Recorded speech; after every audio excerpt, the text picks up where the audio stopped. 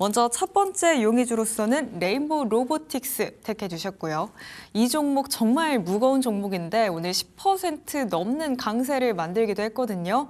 거진 상한가라고 봐도 될까요, 반장님? 네, 사실 이 로봇 대장주 역할을 하면서 오랜만에 좀 강한 흐름을 좀 나타내고는 있습니다. 로봇 산업을 이야기할 때는 사실 우리가 늘 언제 실현될 미래를 좀 떠올리죠. 하지만 이제 레인보우 로보틱스 같은 경우는 그 미래를 기다리는 기업이 아니라 지금 당장 산업 현장에 로봇을 투입하고 있는 기업입니다. 삼성전자가 미래 먹거리라고 선언했던 이제 로봇 분야의 중심에 놓인 회사가 바로 레인보우 로보틱스인데, 그리고 이제 조선이나 산업 자동화나 자정부의 AI 보행 기술까지 갖춘 회사. 어떻게 보면 바로 그 교차점에 레인보우 로보틱스가 서 있습니다. 우선 레인보우 로보틱스의 최대 모멘텀은 단순히 이제 시스토리가 아니라 삼성전자가 직접 시장을 설계하고 있다는 점인데, 삼성 같은 경우는 이번에 CES 기자 간담회에서도 차세대 성장 축으로 이제 로봇이나 전장, 메디컬 이제 4대 신사업을 언급을 했고요. 그 중심에 레인보우 로보틱스를 명확하게 좀 연결을 했죠. 이는 단순 협력 수준이 아니라 실제 삼성전자 생산 라인 및 반도체 공정에 레인보우 로보틱스의 협동 로봇이 투입되어서 테스트가 진행 중이라는 사실은 사실 의미가 좀 다른 겁니다. 생산 라인은 극도로 까다로운 환경이기 때문에 이 과정에서 축적되는 동작 데이터라든가 정밀 제어 알고리즘, 그리고 센서 운영 데이터 같은 경우는 향후 이제 삼성표 이제 로봇 생태계의 기반 자산이 될 거고요. 특히 이제 삼성 같은 경우는 산업용 협동 로봇에서 가족용 홈 로봇까지 이어지는 단계적 로드맵을 밝혔기 때문에 레인보우 로보틱스 플랫폼이 표준화될 경우 이제 공급망이나 설계나 컨트롤러나 AI 엔진까지 통으로 이제 묶이는 강력한 확장 모델이 될 겁니다. 삼성전자가 지분을 보유한 상황에서 단순 지분 투자를 넘어서 이제 기술 공유라든가 AI 플랫폼 공용화, 그리고 공장 자동화 패키지 사업으로 이어질 가능성도 언급이 되고 있고, 이 모든 흐름이 완전히 가시화되는 순간은 대규모 양산 라인 적용 발표가 좀 등장할 때겠죠. 그 단계가 다가오는지 시장은 촉각을 곤두세우고 있고요. 이는 단순 제조가 아니라 산업 구조를 바꾸는 대전환의 출발점이라는 점에서 주가에 미칠 변동성은 매우 큽니다. 그리고 이제 레인보우 로보틱스는 최근에 이제 HD 현대중공업 중형성 사업본부로부터 협동 로봇 용접 시스템 35세트를 수주하면서 조선 자동화 시장도 진입을 했는데요. 조선소 같은 경우는 고열이나 습기, 공명 구조나 협소한 용접 공간까지 로봇에서 가장 어려운 환경으로 꼽히기 때문에 이 영역에서 실증 통과했다는 것 자체만으로도 기술력을 입증되는 결과입니다. 특히 이제 레인보우 로보틱스와 JCT가 결합한 이제 포터블 타입 협동 로봇 용접 시스템 같은 경우는 설계 도면 데이터를 로봇이 직접 연동해서 바로 용접 작업을 수행할 수 있는 구조라서 숙련 인력이 부족한 어떻게 보면은 조선 업계에서 즉각적인 대체 효과가 나오고요. 이 시스템에 적용 가능한 COS 같은 경우는 로봇 간 호환성과 현장 적용 속도를 크게 끌어올려서 조선소 자동화가 단발성 이벤트가 아니라 구조적 트렌드로 이제 확장될 가능성, 기반을 만들어줍니다. 무엇보다도 사실 인력난이나 고령화나 생산 효율 문제로 고통받고 있는 조선업계에서 이미 첫 수주가 발생했기 때문에 향후 이제 동종 조선소나 플랜트 기업으로 확장될 가능성이 크고, 무엇보다도 이 조선 슈퍼사이클이 이어지고 있다 보니까 단순 수주가 아닌 산업구조 전환에 따른 장기 매출 파이프라인으로 이어질 수 있습니다. 그리고 이제 레인보우 로보틱스의 RBQ 자적 보행 로봇 같은 경우는 사실 국내 최초로 대한민국 올해 10대 기계 기술에 선정된 고성능 AI 기반의 플랫폼이죠. 기존 사적 보행 로봇이 정교한 동역학 기반 보행에 의존하는 방식이었으면은 RBQ 같은 경우는 이제 강화학습 기반의 AI 보행으로 이제 즉시 전환이 가능하다는 점에서 차별화가 됩니다. 이는 이제 평탄한 이제 산업 현장에서 이제 정밀 보행을 유지하고요.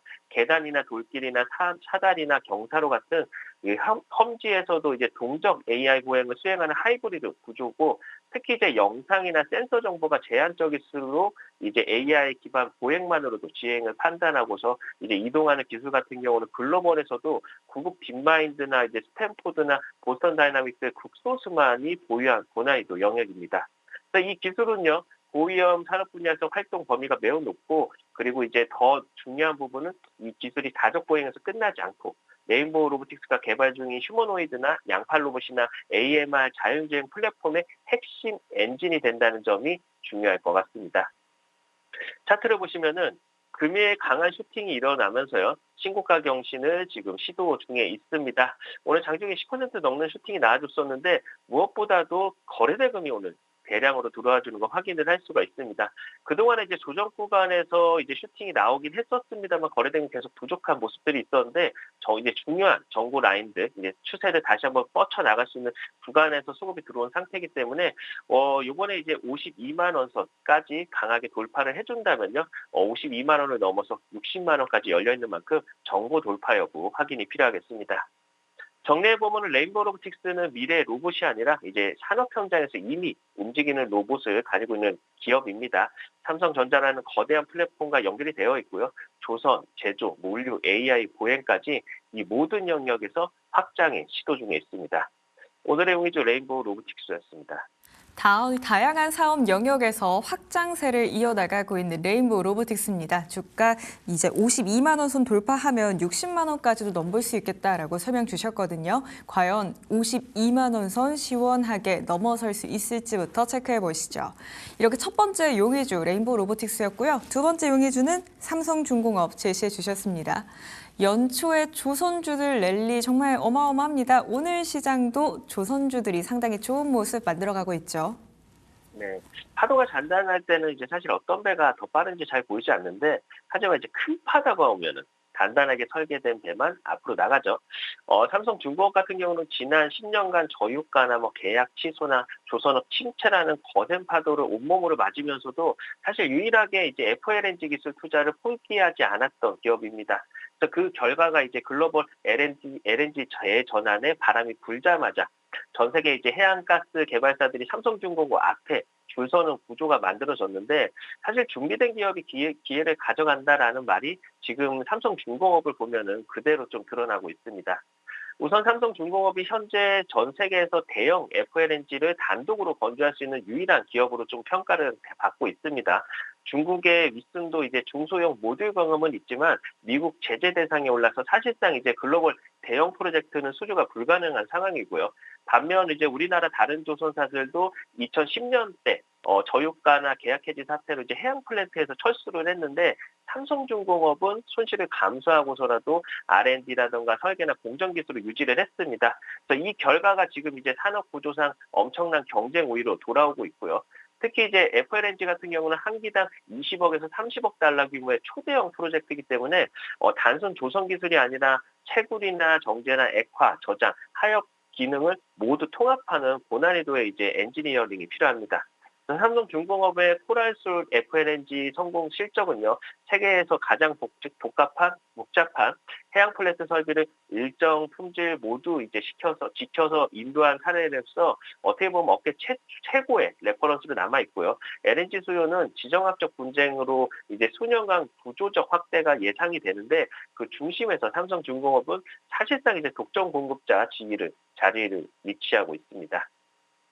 그리고 이제 삼성중공업이 올해 첫 번째로 공개하게 근접한 프로젝트는 바로 미국 델핀 미드스트림 FLNG인데, 이미 수주회항서 연장이 합의된 상태고요. 프로젝트 실행을 위한 초기 작업 대부분이 마무리된 만큼 이제 다음 달에 이제 FID 통과 시에는 즉시 본계약 전환이 가능을 합니다. 그래서 이는 미국 최초의 FLNG 프로젝트라는 상징성도 있어가지고 수주 공시 시 시장 반응은 매우 클 것으로 우리가 보고 있고요. 여기서 끝나는 것이 아니라 델피는 1호기 이후에도 2호기나 3호기 또한 삼성중공업한테 맡길 계획을 지금 언급을 하고 있다 보니까 단일 선주와의 이제 연속 FLNG 수주는 삼성중공업에게는 아마 최소한 이제 6조 원에서 8조 원 규모의 신규 백로그 확보를 의미를 합니다. 또한 이제 모잠비크의 FLNG 같은 경우는 내전이나 정치적 변수로 좀 지연은 있었지만 예비 작업이나 설계가 상반기부터 정상화되고 있어서 올해 본계약 체결 가능성이 매우 높아졌고, 그렇다 보니까 이제 2024년도서부터 올해 그러니까 한 FLNG 3기 이상을 삼성중공업으로 몰리는 구간이 열리고 있고, 이는 해양 산업의 어떻게 보면 펀더멘털 자체도 좀 바뀌는 시그널이다라고 볼 수 있습니다. 그리고 이제 삼성중공업이 최근에 이제 미군의 이제 MSRA, 즉 이제 미 해군 함정 정비 취업 취득 준비에 좀 돌입했다고 이제 얘기가 나오는데, 이 부분이 좀 사실 중요한 전략적 변화죠. 그 MSRA 같은 경우는 이제 단순 정비 계약이 아니라 이제 미국의 해군이 이제 특정 조선사의 정비나 개조, 보수 권한을 부여하는 일종의 인증 프로젝트인데 협약 취득 시에는 미 해군 관련 프로젝트 입찰에 대한 자격이 부여가 되고요. 삼성중공업 같은 경우는 이미 미국의 제네럴 다이나믹스의 나스코와 함께 협력해서 미 해군 군수 지원한 그 개년 설계에 참여를 했기 때문에 그 MSRA 취득 같은 경우는 이 협력 구조가 실질적으로 매출로 이어질 가능성이 크게 높아진 그런 신호입니다. 특히 이제 미국은 동맹국 조선소에 대한 군수 정비 의존도를 확대하고 있고 우리나라 조선 3사 같은 경우는 사실 기술력이나 공정관리, 납기 준수 측면에서 글로벌 최상위 등급이라는 평가를 받고 있는데 이에 따라서 이제 삼성중공업은 함정뿐 아니라 이제 향후 군수 지원함이나 연함 전투함 개조라든가 그리고 보수 사업까지 확대할 수 있는 여력이 있는 겁니다. 또한 이제 MSRA 같은 경우는 일회성 프로젝트가 아니라 지속적으로 반복 발생하는 정비, 보수 성격의 계약이기 때문에 조선업 특유의 사이클 변동성을 줄여주는 안정적 수익원이 될 수 있고 해양, LNG뿐 아니라 분수 정비라는 완벽하게 새로운 성장축을 확보하는 의미가 매우 클 것 같습니다.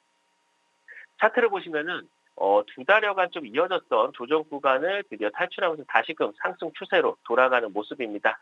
추세 상승 구간에서 외인의 수급은 지속적으로 들어오고 있고요. 거래 대금까지도 지금 받쳐주고 있는 상황인데 조선주들은 특성상 이제 실적 발표 전에 좀 미리 움직이는 모습을 보여주고요. 실적이 예상치를 상회하면은 추세로 이어가는 모습들을 나타내주는 만큼 실적 발표 전에 정고점 33만 원 선을 33,000원 선을 얼마나 강하게 돌파해 주는지 체크가 필요할 것 같습니다. 정리해보면 삼성중공업은 LNG 그리고 해양 플랜트 중심의 고부가 수주 확대라든가 MSRA 기반의 생산 효율 혁신 그리고 안정적인 3년에서 한 4년치 수주 잔고로 확보된 실적 가시성까지 어떻게 보면 이 세 가지가 동시에 움직이는 구간 사실 흔치 않은데요. 조선업은 사이클이 길게 이어지는 업종이기 때문에 한 번 구조가 변화가 시작이 되면은 수익성이 계단식으로 올라가는 흐름을 만들어집니다. 지금 삼성중공업은 그 흐름의 초입의 방향을 잡는 구간이라 단기 탄력보다는 중장기 관점에서 전략이 더 중요할 것 같습니다. 오늘의 용의주 삼성중공업이었습니다. 실적 발표 전에 주가가 33,000원을 얼마나 강하게 뚫어주는지가 가장 중요하겠습니다. 그 이전에 33,000원 선 어떻게 넘길지 지켜보시죠.